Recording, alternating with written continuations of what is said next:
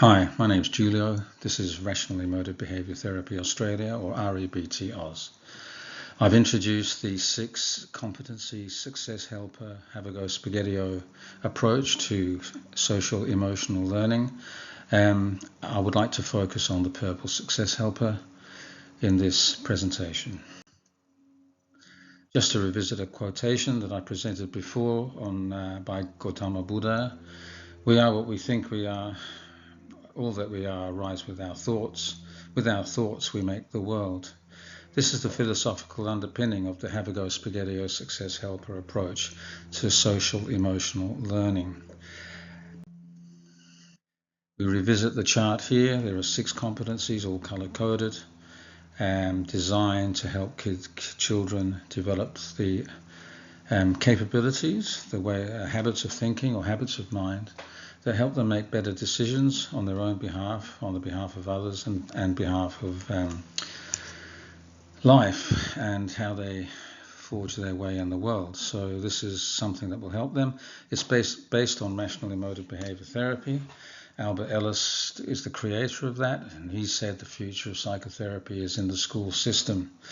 So what is it about our thinking that's connected to how we feel and behave, and that's what we want to convey to our children and help them understand about their thinking nature. A good way to teach this, I found, is to illustrate the ABC theory of emotional disturbance through other means, through the means at our disposal as teachers. One of them is to try and apply it in the books that we read, the stories that we tell our children. The ABC theory of emotional disturbance in a counselling context, while it's a counselling paradigm, it can be applied in terms of literacy. We talk about emotional literacy, and I think the ABC theory of emotional disturbance is a paradigm, a model we can use to illustrate how thinking, feeling, and behaving are connected. So this is Franklin's bad day. Now, Franklin's a turtle, and in this particular book, something happens that has unbalanced him and his life, and things aren't the way that he would want them to be.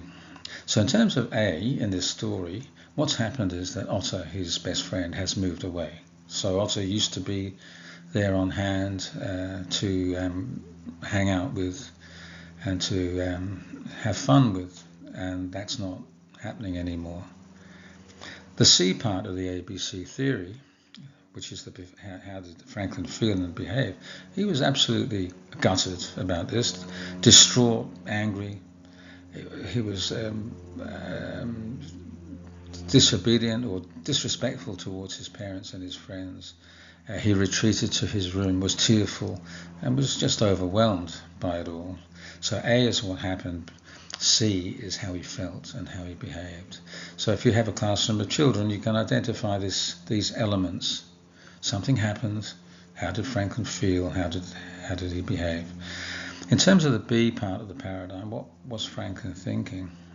Well, Albert Ellis would say that there are some very kind of embedded, absolute black and white types of thinking going on. That things must be the way that I want them to be. If they're not the way I want them to be, it's not fair. It shouldn't happen. And I can't be happy. I can't be happy until things are the same as they were and the way I want them to be. So that's the ABC theory of emotional disturbance applied to a story. So in this case, it's Franklin. He's having a bad day. He's having a bad day because Otter's moved away.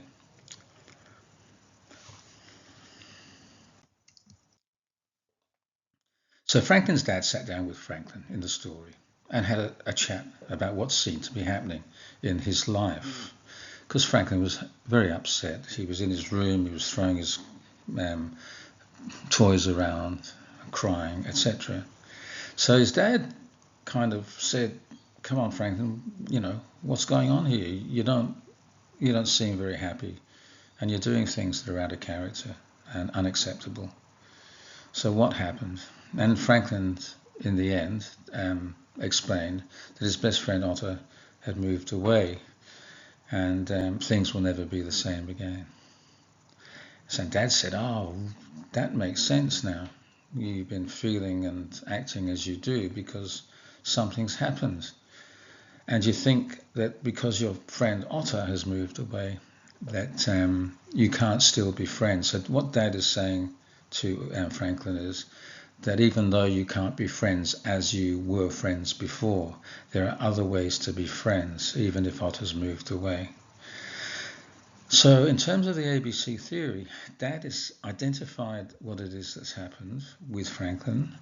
The father has identified how Franklin acts and feels, and so it's because something has happened, but also father is challenging the belief that this is the way, this is bad, it shouldn't have happened, I can't be friends. Dad's saying, well, no, you can't be friends the same way as you were, but you can still be a friend to Otto. There's different ways of doing it, and of course they talked about that, and in the story they worked out that they can still communicate with each other through letters and in other ways. So that was the father saying to Franklin, well, hang on, you think this is the worst thing that could ever happen? It really isn't. There's another way of being a friend. All is not lost. And Franklin's attitude changed as a consequence of that. And there was a different emotional and behavioural effect because of it. So Franklin's outlook changed, and for the better. So that was an example of how you might apply the ABC theory of emotional disturbance to a story situation. And teachers are always telling their children stories, and this is a way to analyse using the ABC paradigm that we've been speaking about. Just to go into this a little bit more depth, I think it's an extremely important thing. These are important teaching tools. One is called the Emotional Thermometer, and that's to help children understand that there are different strengths of emotion, and there are words that describe those different strengths of emotion, from not so bad or not so strong to very strong. In terms of Franklin's experience, in the first instance, and I call it how he was feeling, I'll call them C1 feelings, meaning the emotional consequence of A the first time before Dad counseled him. He felt very angry, he felt enraged, he felt extremely upset, and accompanying that was some extreme behaviours that were unacceptable, destructive. So they're the C1 consequences of A. So something happened, and Franklin felt like this and acted like this. Now, that's the emotional thermometer. However, when father presented to Franklin the idea that this is not as bad as you need to make it, he was using virtually, if you like, the catastrophe scale, and that rocket picture here represents the catastrophe scale. Excuse me. And the catastrophe scale is about putting things into perspective. Now, whilst when Franklin was experiencing C1 feelings and behaviours, the catastrophe scale, he was thinking this at its worst. This is the worst thing that can happen. It shouldn't happen. I must have things the way I want them to be. This is the worst thing that can ever happen. And I call that B1 thinking. In the first instance, that's what Franklin was thinking before father presented a different way of looking at it. So when father successfully presented another perspective to Franklin, Franklin's ideas about the situation I call that B2 thinking. Change his thinking from, look, this is bad, but it's not the worst thing that can happen. Because Dad and I have spoken about this, and there's different ways. There's another way of being a friend. Excuse me. There's other ways of being a friend. So that's B2 thinking. And as a consequence of B2 thinking, or changed from B1 to B2, C2 feeling and actions are more appropriate. Well, actually, they've changed because Franklin is now optimistic, feels empowered, energized, looking forward to the prospect of remaining friends with Otter. Although things aren't the same as they were, Franklin has found that he needn't feel that he's lost his friendship altogether. So we go from C1, feelings and behaviors, and B1 thinking, which is making those C1 feelings and behaviors, to C2 feelings and behaviors, because we've changed the way we're looking at the situation, B2 thinking. So Albert Ellis said that if Otter's his friends moved away, I mean, you can wish as forever that she should come back and things will be the same, but he would call that masturbatory thinking. Things must absolutely be the way I want them to be. Very inflexible. But thankfully, Franklin's father's introduced the idea that you can change the way you think. You can become a more flexible thinker. So that's the dynamic of the ABC theory of emotional disturbance applied in a situation as illustrated in a book. Now, there's many stories, Franklin stories, and they're all amenable to this type of application. And the idea is here to I would ask children at the end of the story, well, how is Franklin feeling now? Oh, he feels really good. And how's he acting? Oh, he's making things for his friend and sending them in the post. And I said, yeah, but, did Otter come back? What's changed? And some children will say, well, look, Franklin's changed the way he thinks. And that's the message.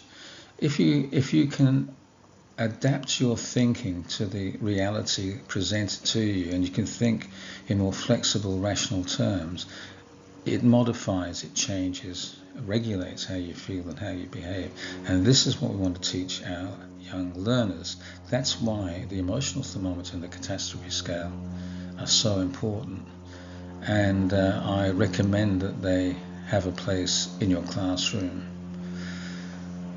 Okay, just to sum up there, we're talking about the A, B, C and the D, E of emotional disturbance counselling paradigm as it applies to Franklin's experiences in the story Franklin's Bad Day. So A, what happens? Otter moved away. B1, his first attitude or outlook was, it's the worst thing that can ever happen. This shouldn't happen. Life's so unfair. I'll never be happy again. This must not happen. B2, though, is different. I'd rather it didn't happen, but it's not the worst thing that can happen. Sometimes things don't go my way, but I can still be friends with Otter. That's because Dad helped sort his thinking out. Now, C1 behavior was extremely sad, angry, a bit aggressive. C2 feelings and behaviors, disappointed, optimistic, hopeful, doing constructive things to maintain the friendship with Otter at a distance. Now, the D part of the paradigm, the disputation of irrational beliefs, that's what Dad did. Dad was saying, your thinking's not quite right. You're thinking something that's really not true. The evidence doesn't support that. There are ways to maintain your friendship. And it's also delivering the idea that you don't always get what you want. That's the way life works. And then in the end, Franklin's got an effective new outlook, a new way of looking at things. And this is something we can do as teachers in the classroom. We can reinforce the idea that thinking, feeling, and behaving are interconnected. When something happens, it's not when we feel as we feel and act as we do when something happens. There's something about the way that we interpret what's happening that's causing our angst and our upset. So, this is just one of the songs that go with the Purple Success album. I can keep Coolio at my schoolio. I think it goes something like this. I can keep Coolio at my schoolio. Yes, I can. Yes, I can. All of us keep Coolio at our schoolio. Yes, we can. Yes, we can. And the idea behind this is we're not just saying that, just think positive and it'll all work out. Underpinning this is the idea that you can learn to manage yourself well if you understand that thinking, feeling and behaving are interconnected, and that you can develop a success helper mindset or a brain friend thinking mindset that will be helpful to you. A success stopper mindset, brain bully mindset stops you from achieving your goals. It stops you, it makes bad feelings and it makes bad behavior. So that's the idea underpinning this. And I think sometimes we can think, well, just think positive and everything will work out. That's not what this is about. This is about helping children develop a mindset based on the evidence that will help them develop confidence and the ability to set goals and to thrive. Here's the good old Have a Go Spaghettio song, the theme song of the Have a Go Spaghettio approach. And again, I won't sing it to you, but again, this is basically saying, well, look, having a Go Spaghettio is taking risks, but you take risks when you feel confident. And when you're confident, you'll try new things, and a lot of the times they work out, and you're happy about that. You become confident in what you can do and your potential. That's the idea behind the Have a Go Spaghettio success helper approach to social emotional learning. And lastly, do you need an ambulance? This is a QR code. Will take you to an article published that I wrote about, do you need an ambulance? When we think something is worse than it actually is, sometimes we overreact and we make ourselves feel worse than we need to feel. And of course, I couldn't finish without having another Albert Ellis quotation where he talks about self-esteem is the greatest sickness known to man or woman because it's conditional. So good old Albert Ellis, thank you very much. Thanks for listening, and all the best till next time. Bye-bye.